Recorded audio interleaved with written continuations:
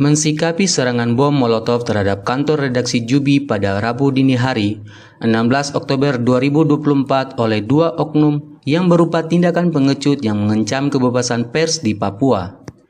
Insiden teror yang terjadi sekitar pukul 03.15 WIT dini hari ketika dua pelaku melempar bom Molotov ke depan kantor Jubi, yang menyebabkan kebakaran dan kerusakan pada dua mobil operasional redaksi Jubi. Koalisi Advokasi, Keadilan, dan Keselamatan Jurnalis di Tanah Papua yang terdiri dari berbagai organisasi pers, advokat, dan lembaga sipil mendesak kepolisian daerah Papua serta kepolisian Republik Indonesia untuk segera mengungkap kasus teror bom yang menargetkan kantor media Jubi. Jadi teman-teman organisasi pers semua bisa bergabung, yang tadi disebutkan oleh Kak Lisa itu beberapa yang kita komunikasi secara lisan, tapi ada beberapa yang kami datangi langsung berbicara dan menyampaikan maksud ini.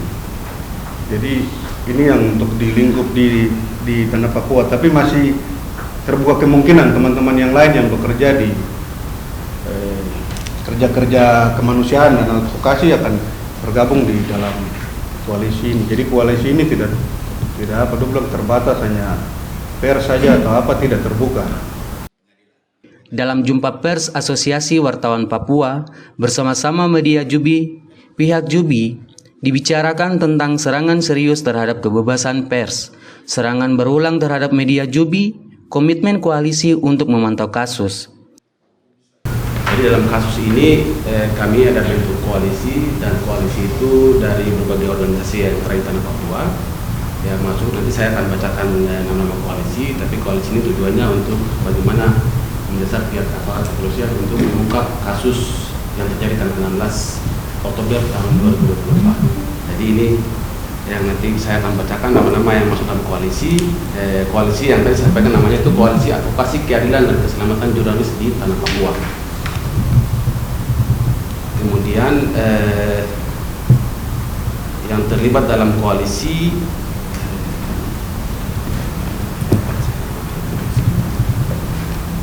ada lebih dari itu, ada 20. Nanti ada di siaran. Iya, nanti ada di siaran pers, tapi saya juga pikir mungkin perlu kita bacakan ya. Ada sekitar 22 organisasi yang terlibat dalam koalisi ini. Jumpa pers ini dihadiri oleh Jen Bisai, Pimret Jubi, Elisa Sekenyap, Ketua AWP, Gustaf Kawer, DIR, Paham Papua, Chandri Suripati, Ketua JTI Papua Barat atau Juru Bicara Koalisi, serta Simon Bab, PWI Papua atau Sekretaris Koalisi.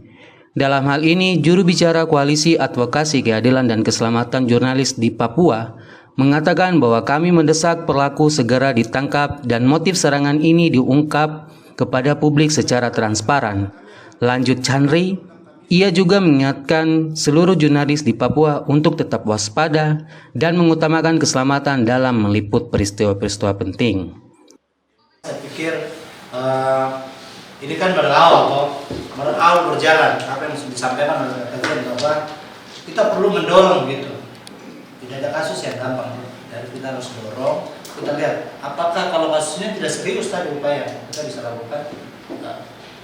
Supaya kita buat suatu aksi Kamis rutin sampai polisi menemukan siapa pelaku teror.